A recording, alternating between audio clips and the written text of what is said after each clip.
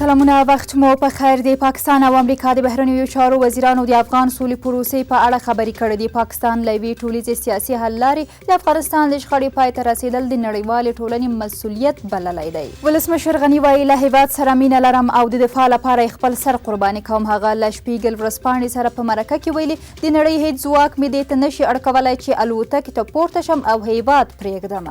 ولسي جرګه وایي د بهرنیو ځواکونو تر وتلو باید امنیتي وضعیت روښانه شي. د دغه جرګې غړو نن په علني غونډه کې ویل چې له افغانستانه د بهرنیو ځواکونو وتل باید مسؤلانه وي.